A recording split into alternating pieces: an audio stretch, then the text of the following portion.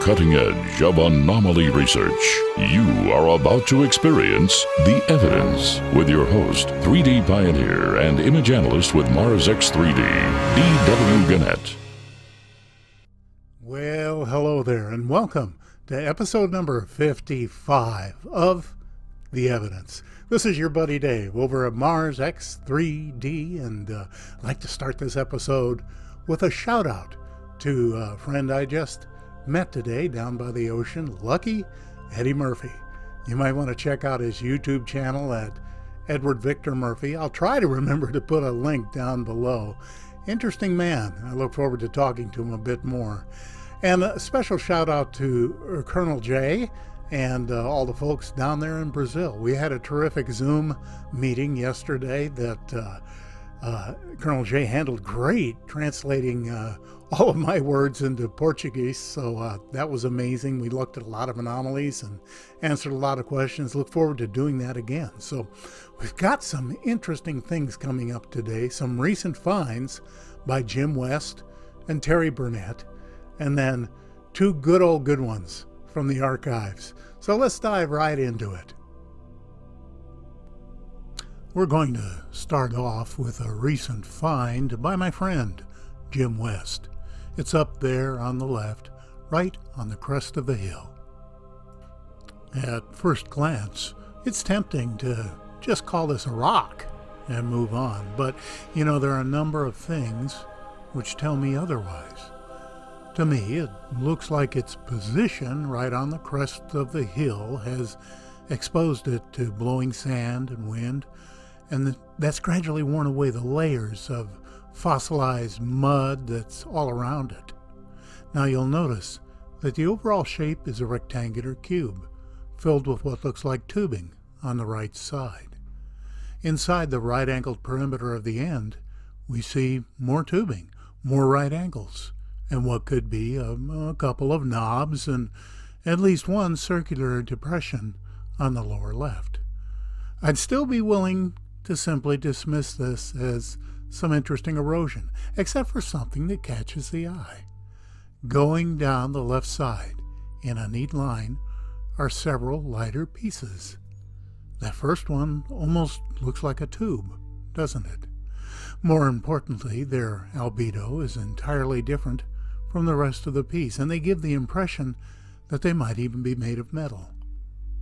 Going back to the front and immediately to the right and slightly behind, there's a piece with knobs and a dead straight top, and then another right-angled piece to the right and behind of that. Add these all up and it says wreckage to me.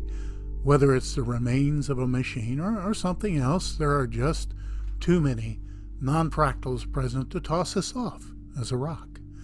You'll want to check out Jim's group on Facebook, Martian Apocalypse. Now, this is one where you'll want to follow the link and take a look at the entire image. Only then will you understand how large this area is and how far away these objects actually are. I've taken a small section of the overall image for our context view. Otherwise, you wouldn't even be able to see what I've marked in the target area. Now that's Mount Sharp towering in the background, and you can see that a vast shelf of rock spreads in all directions. A sea of dark sand, if that's what it is, lying like a bay between the shelf and the mountain. So what exactly are we looking at here? What I see is a building complex. The one on the left is about the size of a large aircraft hangar. The buildings look both ancient and modern, don't they? I mean, kind of a fascinating blend of fortress and what might be a large, modern-looking corporate space in the triangular section on the right. If you can imagine that dark area being a large glass window, you'd have a sweeping and a secure view from your perch on the rock shelf. Neil Spence made this beautiful pan from one of the high-rise images of Mars.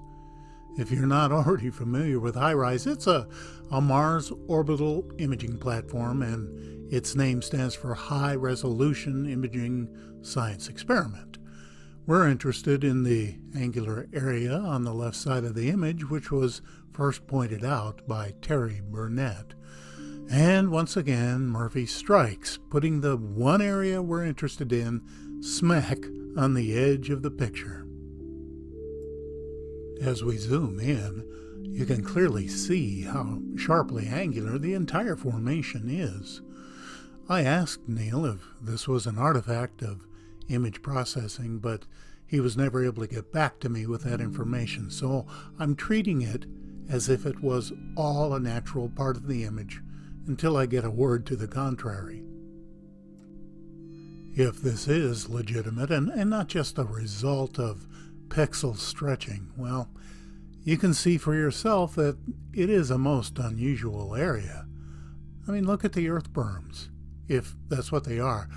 They look to be carefully formed, neat, and precise. That black wall with the regular lines and matching mounds on top, is that the result of a mining operation, or is it a huge structure? And how about that perfect black pyramid near the lower center? Let's take a closer look at that. Bearing in mind this is an orbital image, these structures are probably huge. The black pyramid alone would make the Great Pyramid of Egypt look like a child's toy. It's pretty faint, but can you see the regularly spaced openings on the lighter side? In front, just behind the citation link, the end of that black wall is so sharp and clean that it could well be another pyramid. Of course, I'll be a little disappointed if this area turns out to be just a processing error on NASA's part, but I'll toss it all in the wastebasket in a heartbeat if that's the case. I'd rather know what's true instead of what satisfies my imagination. Let's wrap things up today with one from the archives. See how Murphy is arranged to have this one right on the edge of the picture again? That triangular bit is what caught my eye. Kind of looked like a plow blade to me, thus the name. And sure enough, the first thing that pops out is that plow blade sticking out in front. It just does not look natural, does it? In fact, the entire object gives the appearance of an Imperial Walker from Star Wars has collapsed onto its front knees. Actually, the various markings, the cubical symmetry, the smoothness of the even sides, it all seems kind of obvious to me that this isn't natural. Is this another piece of ancient machinery like so many others we find on Mars? And here's what gets me. Why don't they roll Curiosity 20 or 30 feet to have a closer look at it? Could it be that they're not actually curious? Hey, thanks for stopping by today. You know, everything you need to know is in the comments below, in the description. If you're still needing to learn X3D, hey, you can learn it in 2 minutes. There's a link. If you liked what you saw, please consider giving this video a thumbs up. It's the only pay I get. This is your buddy Dave over Mars X3D. Be well.